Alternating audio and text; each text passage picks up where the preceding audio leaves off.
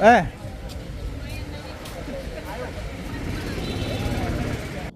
ડાકોર ખાતે જે ફાગણી પૂનમનો ઉત્સવ ઉજવવા જઈ રહ્યો છે તેમાં પોલીસ તંત્રની તૈયારીઓ પૂરી થઈ ગઈ છે.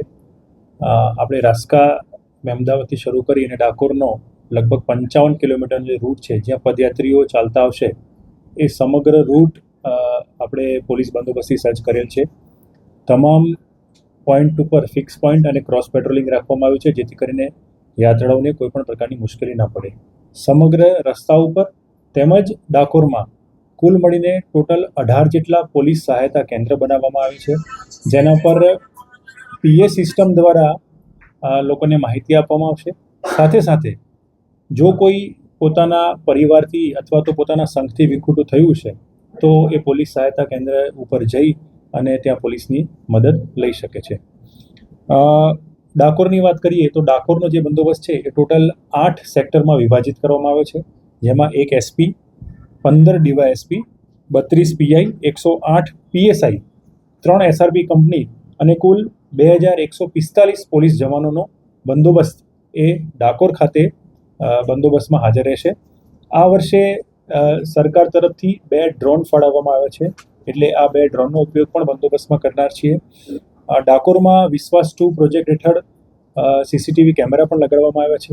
એ સિવાય ડાકોર મંદિર પરિસરના કેમેરા ને અમે એક જ જગ્યાએ લાવી અને અમારા કંટ્રોલ રૂમમાં લગભગ 150થી વધારે કેમેરાનું ફીડ અમને સતત 24 કલાક મળતું રહેશે. એની પર અમારી ટીમ સતત ધ્યાન રાખશે. એલસીબી, એસઓજી અને ક્યુઆરટીની ટીમો એ મંદિરની અંદર અને બહાર પણ હાજર રહેશે જેથી કરીને કોઈ પિક પોકેટિંગ અથવા બીજો કોઈ અનિચ્છનીય બનાવ ન બને. આ સિવાય એક અમે વોટ્સઅપ નંબર પણ જાહેર કરીએ છીએ કે જેની પર કોઈ પણ રાહદારીને કોઈ પણ પ્રકારની તકલીફ હોય અથવા તો કોઈ પણ પ્રકારના પિક્ચર્સ અથવા કોઈ માહિતી મોકલવા માંગતા હોય તો એની વોટ્સઅપ ઉપર મોકલી શકશે. 7211134777. ફરીથી 7211134777. આ અમારો વોટ્સઅપ નંબર છે. 24/7 ચાલુ રહેશે જેની પર તમામ લોકો માહિતી મોકલી શકે છે.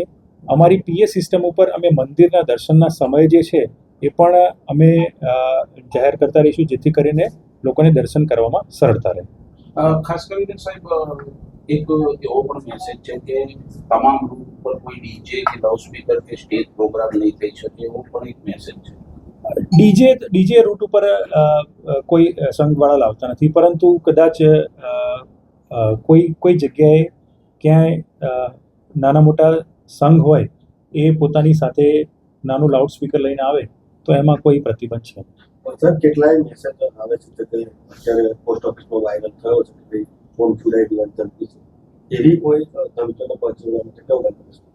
મેં આપને કહ્યું કે આ જે તમામ મહેકમ છે એની સાથે અમારા કંટ્રોલ રૂમના નંબરો પણ તમામની પાસે છે. જો આ પ્રકારની કોઈ પરિસ્થિતિ થશે તો અમારી બીડીડીએસ ટીમ પણ સાથે છે, ક્યુઆરટી ટીમ પણ અહીં અમારી સાથે છે, એલસીબી એસઓજીની તમામ સજ્જ ટીમો અને સિનિયર ઓફિસરનું સુપરવિઝન સાથે તમામ પરિસ્થિતિને પહોંચી વળવામાં આવશે. સર કોઈ મંત્રી કે સીએમ સાહેબ કે કોઈ મુલાકાત લેવાના હોય એવો મેસેજ? હાલ પૂરતો તો કોઈ મેસેજ નથી. મિનિસ્ટર્સ આવશે જ્યાં આપણે કલ્ચરલ કાર્યક્રમ છે ત્યાં મિનિસ્ટર્સ આવશે પણ હજુ એમનો એક્ઝેક્ટ કોણ આવશે અને ક્યારે આવશે એ કાર્યક્રમ અમારી પાસે